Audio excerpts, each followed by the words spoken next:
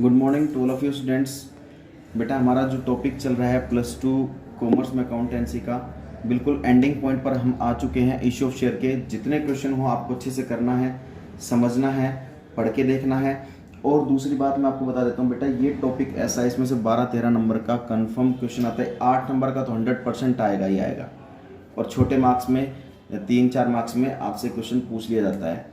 तो इस चैप्टर को जितना हो सके बेटा बहुत अच्छे से पढ़िए। प्रैक्टिकली चैप्टर है ये, और नहीं समझोगे, आपने कोई भी वीडियो अगर स्किप कर दी होगी तो बेटा बहुत ज़्यादा नुकसान आपको उठाना पड़ सकता है। तो जितना, अगर किसी बच्चे ने अगर वीडियो स्किप भी कर दिया तो बेटा मुझे बताए, मैं उसको प्रीवियस वीडियो दोबारा सेंड कर दूंगा, वो आप देख सकते हो, पढ़ सकते हो, और फिर भी कोई डाउट आता है तो बेटा आप मुझसे डिस्कस कर सकते हो।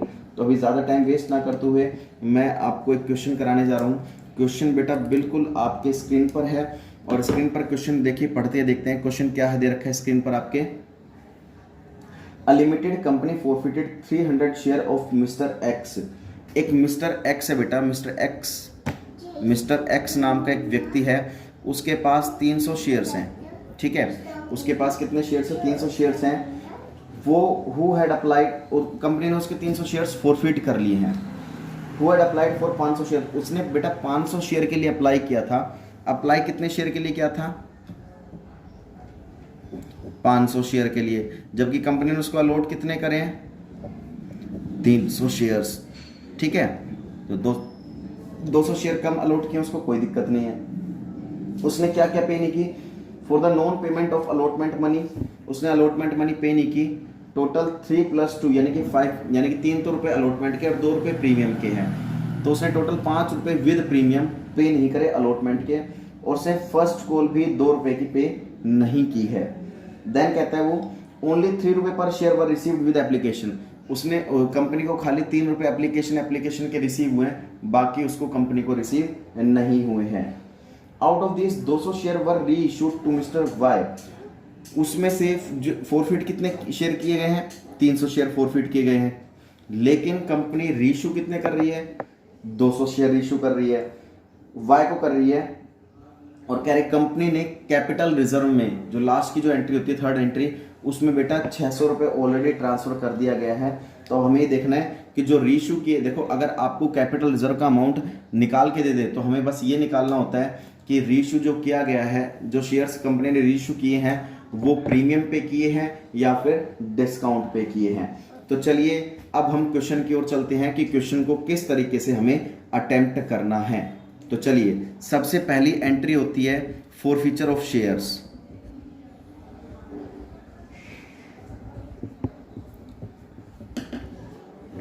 फॉरफीचर ऑफ शेयर्स की सबसे पहली एंट्री हमें करनी होती है। सबसे पहली एंट्री क्या है? हमें पता ही है। पहली एंट्री क्या करते हैं हम? शेयर कैपिटल अकाउंट डेबिट,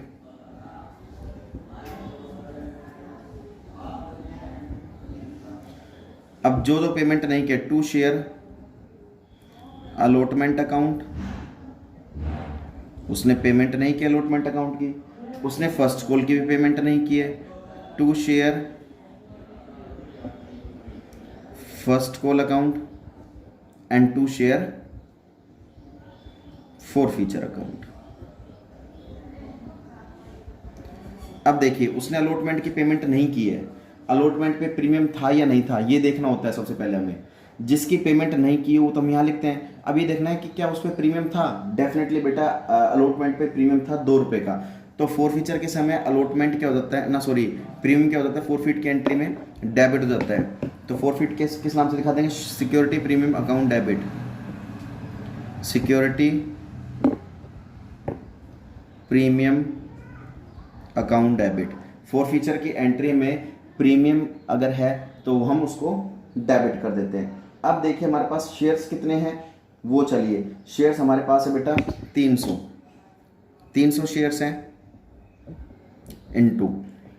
अब देखिए शेयर्स उसने क्या कहा है, ओनली कंपनी ने, देखो टोटल शेयर कितने रुपए के? 12 रुपए के हैं।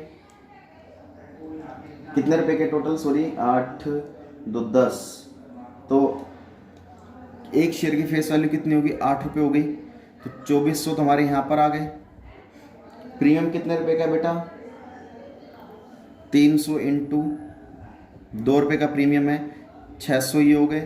अलॉटमेंट की उसने कितनी पेमेंट नहीं करी, 3 रुपये की अलॉटमेंट है, 300 इंटू 3, सॉरी अलॉटमेंट कितने रुपए की है, 3 रुपये की है, 900 रुपये हमने यहाँ दिखा दिए। फर्स्ट कॉल कितने रुपए की है, 300 इंटू 2, 600 रुपये की फर्स्ट कॉल है, और उसने एप्लीकेशन की जो पेमेंट कर दी वो हम जब्त कर लेंगे 5 रुपये, 3 रुपये की कितने की है, 5 रुपये की, 1500 रुपये।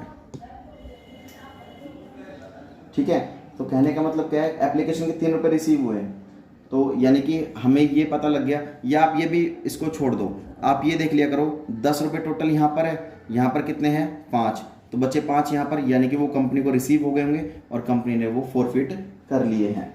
तो ये बात आपको समझ में आ गई होगी। चलिए नेक्स्ट जो आती है हमारे, तो कंपनी ने, इसका मतलब देखो एक बात यहाँ पर ये समझ के चलना, आपकी कन्फ्यूजन ये होगी सर यहाँ पर 8 रुपये क्यों आए, तो एक बात समझ लीजिए बेटा, यहाँ पर 8 रुपये इसलिए आए क्योंकि 3 रुपये अलॉटमेंट के हैं, ठीक है, 2 रुपये फर्स्ट कॉल के हैं, और 3 रुपये एप्लीकेशन के हैं, तो 3 3 6 प्लस 2 8, ठीक है। फाइनल कॉल हमें देने रखी, इस पे 2 रुपये प्रीमियम भी है, यानी कि ये 2 रुपये प्रीमियम के हैं, तो एक्चुअल में देखा जाए तो हमारे पास ये कितनी वैल्यू है, 8 रुपये की थी, तो इसलिए हमने 8 रुपये लिख दिए यहाँ पर, 2 रुपये प्रीमियम के लिख दिए, जो 2 रुपये प्रीमियम के थे। अलॉटमेंट 3 रुपये की थी, अलॉटमेंट 3 रुपये की लिख दी, ठीक है। तो इस तरीके से हमारा ये क्वेश्चन हो जाएगा पहली एंट्री। यहाँ पर वो नरेशन कर देना बीइंग वर्ड यूज़ करके, और शेयर फॉर फीचर जो जो हम प्रॉफिट किए हैं उसकी ट्रांजैक्शन हम यहाँ पर लिख देंगे, ठीक है। सेकंड एंट्री जो होती है हमारे पास वो होती है री इशू ऑफ शेयर्स, री इशू ऑफ शेयर्स। अब तीसरी एंट्री क्या होती है, कैपिटल रिजर्व की। कैपिटल रिजर्व की क्या एंट्री होती है वो देखते हैं बेटा। थर्ड एंट्री क्या होती है हमारी कैपिटल रिजर्व की, क्या होती है, share forfeiture account debit to capital reserve account. देखिए उसने कैपिटल रिजर्व में तो 600 रुपये ऑलरेडी ट्रांसफर कर रखे हैं, जो अब तक हमें निकालने होते हैं, ये चीज़ हमें निकालनी होती है, वो इसने निकाल के दी हुई है। तीसरी एंट्री तो हमें निकाल के दी हुई है, हमें मेनली फोकस करना है अब रीइशू वाली एंट्री पे, कि रीइशू प्रीमियम पे किए गए हैं फिर या फिर डिस्काउंट पे किए गए। तो सिंपल सी पहले एंट्री क्या होती है हमारी, bank account debit to share capital account, ये हमारी रीइशू की एंट्री होती है। अब हमें देखना है कि किस पर किए गए हैं। अब सबसे पहले हमें देखने हैं कि शेयर्स कितने थे हमारे पास, अप्लाई कितने के लिए कह रहे थे, 500 शेयर्स के लिए अप्लाई किए थे, लेकिन हमने कंपनी ने अलॉट कितने करे हैं उसको, 300 शेयर्स, यानी कि 200 शेयर अलॉट नहीं किए हैं। तो कंपनी ने एप्लीकेशन के पैसे तो उससे पहले ले लिए थे, जब हमने अप्लाई किया था 500 शेयर के लिए, तो 500 के हिसाब से तो हम एप्लीकेशन की पेमेंट कर चुके थे, यानी कि 200 के एक्सेस कर चुके थे, लेकिन कंपनी ने तो हमें 300 अलॉट किए हैं। तो 200 के जो हमने फालतू दे रखे हैं, 600 रुपये फालतू दे रखे हैं हमने कंपनी को। अब अलॉट कितने करें, 300 इंटू 5 रुपये, कंपनी ने अलॉट कितने करे, 1500 रुपये के हिसाब से। अलॉटमेंट के बनते कितने, 1500 रुपये, लेकिन कंपनी के पास एक्सेस अमाउंट रिसीव कितना हो चुका था, 600 रुपये, ठीक है। तो 900 रुपये अभी भी हमें अमाउंट अलॉटमेंट पे नहीं हुए हैं, ये 900 रुपये अलॉटमेंट पे नहीं हुए, वो यहाँ गए अमाउंट, ठीक है। यहाँ तक ये बात समझ में आ गई होगी आपको। अभी आपको आगे करना क्या है, सबसे पहले अब ये देखना है कि 300 शेयर फॉरफिट पर कितने का प्रॉफिट था, 1500 रुपये का। तो यानी कि हम कहते हैं 300 शेयर पर कितना प्रॉफिट था, 1500 रुपये का, एक पर 1500 अपॉन 300, ठीक है। अब रीइशू कितने करें बेटा हमने, 200 शेयर, 200 शेयर पर प्रॉफिट कितना आ जाएगा, 1000 रुपये का। ये हमारे पास 1000 रुपये का प्रॉफिट आ गया है। अब हमें करना क्या है, 1000 में से हम ऑलरेडी कैपिटल रिजर्व में कितना ट्रांसफ़र कर चुके हैं, 600 रुपये। तो अब कितना रुपये प्रॉफिट बचा हमारे पास, 400 रुपये। 400 रुपये प्रॉफिट बचा कितने शेयर्स पर, 200 शेयर्स पर।